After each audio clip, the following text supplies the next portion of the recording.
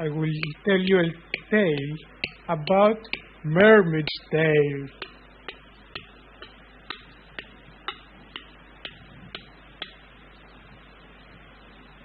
Hi, I'm going to tell you a story about a farm that was born to be.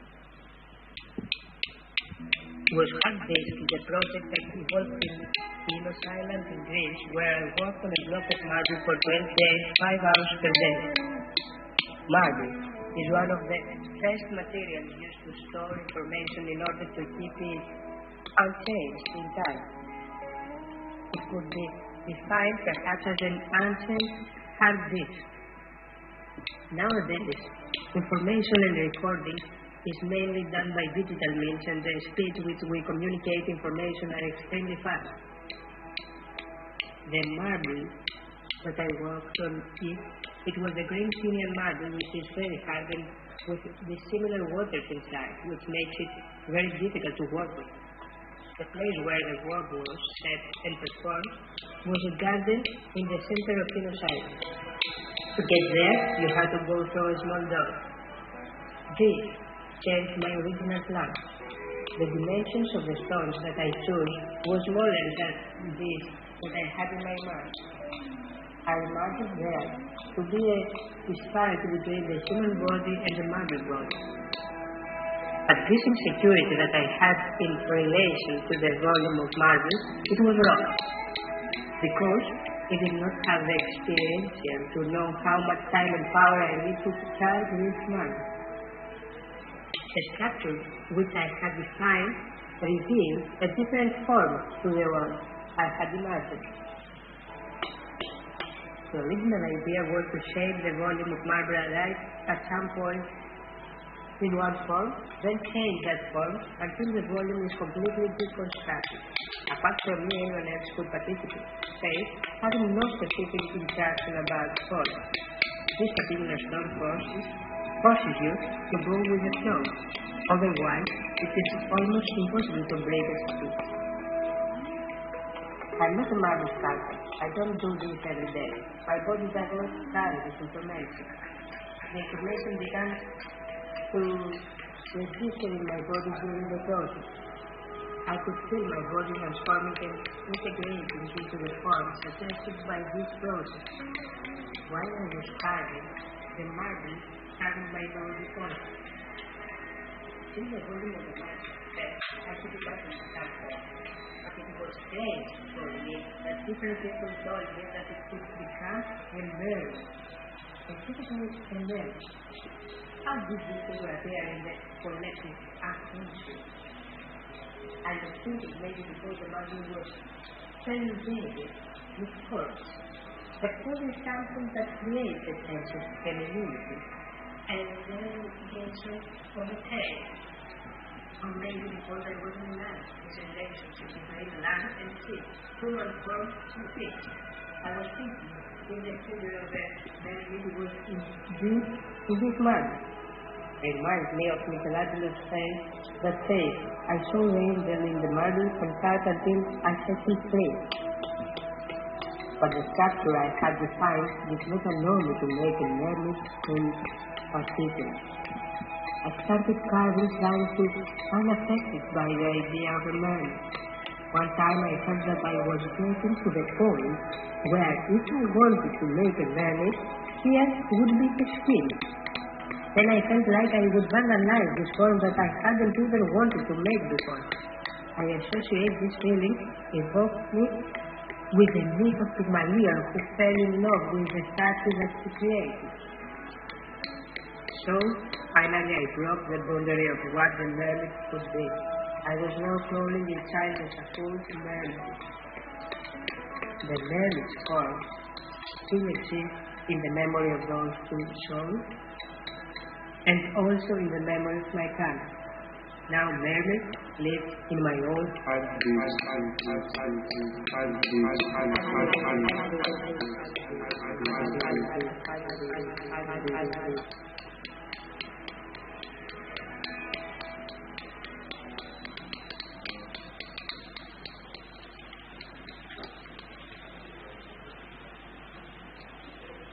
Hello, DAOist. I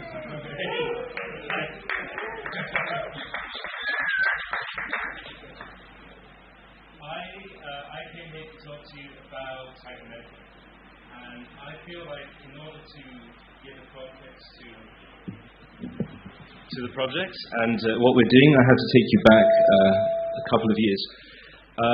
It was back in the time of capital controls in Athens, when me and Filippos were working together on a art festival in Athens, multiple media, about 70 artists in a huge space. It was all done through our own efforts, volunteering, getting it together, because access to funding for the kind of art that we wanted to see and to present and to communicate to the public was just out of the question from institutions, from the state. And we always found alternative ways to get things done and to do the work that we loved to do. And one day after the exhibition opened, we had capital control. We were rug pulled by the system itself. So the banks were closed overnight. Maybe this is part of history now, you might know the story. But, the end of the story is that everything had to close. We had to, people didn't have enough petrol to put in their cars. It was chaos. So this put the seed in our mind that we need to think of alternative ways to really do what we do in a sustainable way, in a creative way, and that we can't talk about new forms of art without talking about different structures or intervening into the structure itself as part of the artwork, as part of the art project. Now, a little while down the line, we had a very big international exhibition in Athens called Hackumenta. And it's like the Olympic Games of art. It happens every 4 years in Kassel in Germany. And it was created after World War II to bring back the peripherized artists, back into the flattened Kassel at the time, because Kassel was the main city that was making the war industry of World War II in Germany. So as part of the rebuilding Germany, they created Hackumenta. And Hackumenta arrived in Athens in 2017 in a very strange and tense environment, because there was a bunch of interesting stuff going on, a bunch of interesting projects proposing alternatives, running their structures collectively through assemblies. But of course, the title of Hackumenta was Learning from Athens, but what it ended up being was being taught by the big curators, how we do things and how the system works, and chasing a little bit of, whatever we could, visibility that we could get at the time. So, we're thinking, why not occupy the idea itself? Why not occupy the structure of an art biennale? But what would it be like if we replaced the bureaucracy and the centralized structures that are inside these kind of institutions with open source code? What if we do this as an open source project? We take the template of a biennale and we do a year-long experiment to see how we can replace elements of this template with blockchain. So there's several elements that are going to be part of this experiment. What we consider very important is to work within the communities that we already are part of and that are part of the context with which we work. So that means that whatever governance mechanism we create, we want it to be an equal split between local and distributed. We want to be able to provide a voice for the local art community to co-shape this project along the way with us, and to have a very specific way to gradually exit towards community. Now, Hackumenta will not be what you would call a Web3 art festival or a blockchain art festival. It's a festival about new forms of art and new ways of connecting. And we need to look at several important elements in order to create this bridge between in real life and blockchain governance. Now, this chart here might be familiar to some of you. This is from DAO, who've done a lot of innovative work in creating an IP NFT framework. Now, intellectual property on the blockchain is a super important thing. And it's very relevant for, I think it's going to be like the building block for Hackumenta, because for any Biennale or art event, the protection and the definition of intellectual property is the cornerstone in order to protect everyone who's involved, their creative outputs, but also potentially it could offer ways for, I mean, this is what works in the old world. You have art biennales that actually have a source of monetization through how they manage their own IPs. So to us, it's a really interesting idea to see how we can represent the IPs that Hackumenta generates on-chain, and to see how we can create a sustainable model around that, whereby you have IP NFTs and DAO governance. And what we're going to start is for the logo of Hackumenta itself. So we're going to do some R&D, do research to see what would be the best way to represent the IP of Hackumenta logo on-chain, and use that as a kind of a proof of concept to see how we can incorporate the other projects and also create a viable model around that. And the other central element of Hackumenta is that it really is about self-empowerment. So this idea of gradually decentralizing everything, we're imagining a Hackumenta umbrella that would encourage and teach and educate and enable and support autonomous squads and groups inside Athens to be active within that framework. So one thing that we've been brainstorming about as a team is a residency, an art residency that is run as a DAO and can provide the potential for visiting artists or contributors in Hackumenta to actually be hosted within that framework. So I think DAOs all the way down is going to be a very important element of Hackumenta. And actually, Odds, who is an amazing art theorist who's actually helped us begin to conceptualize this, we hope to be able to offer you the first Hackumenta residency in Athens, if all goes well. So, as I said before, our first R&D, the idea is to start small and to start on a very communitarian basis.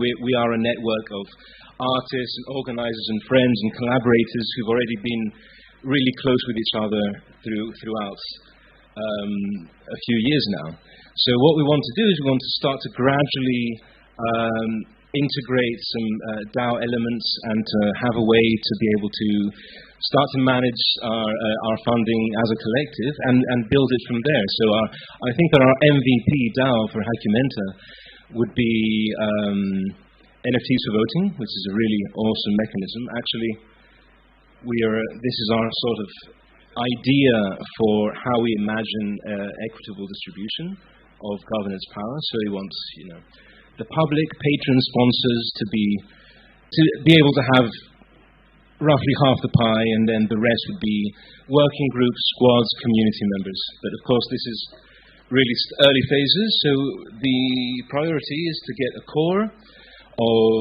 creators, thinkers, builders, and to scope out the rest of the DAO, and everything that we can define. I mean, we want to create we don't want to create an institution. We want to create a collective artwork, and creating an artwork necessitates letting go of expectation and letting go of any predefined idea of form. The idea of Hackumenta is that we can start to propose some initial structures and allow the form to be revealed throughout this 1 year of collaborative process. And what better time to start than right now? So this is the idea about the NFT voting system tokens. This actually goes quite far back. This is they're called ostracons.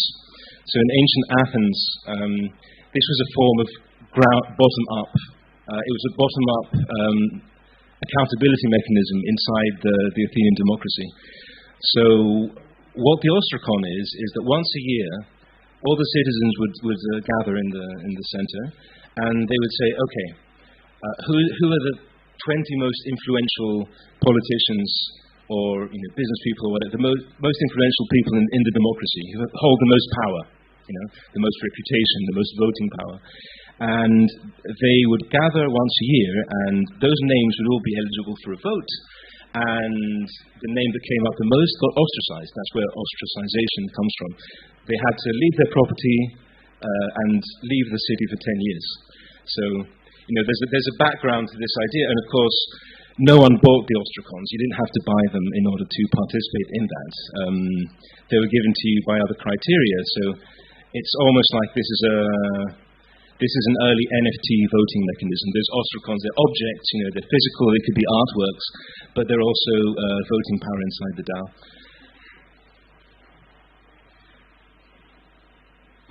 So what I would invite you to do is we're just about to mint the first of these ostracons. If you want to be part of the experiment, now is a great chance to do so. This is an edition of 60 ostracons, and each one gives you one vote inside the Hackumenta DAO, which is set up through a Gnosis multisig, starting very, very simple, Zodiac snapshot. So, because we're artists, we want every element of Hackumenta to be a performance. So, if we say it's a performance, then it is a performance, and you are here with us right now at the DAOist, and you're now part of this performance. So I would like to invite us all to count down to the official inauguration of this experiment that is Hackumenta, which is minting the first Hackumenta ostracons. Are you ready?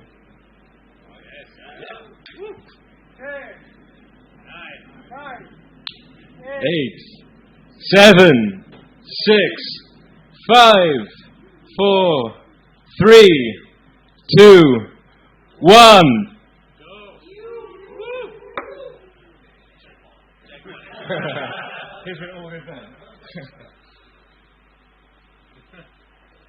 Done. So any funds from the sale of the ostracons is going directly into the DAO treasury, and anyone holding a ostracon now has one vote inside the incubating Hackumenta DAO. And good luck to us all. See you in Athens in a year from now.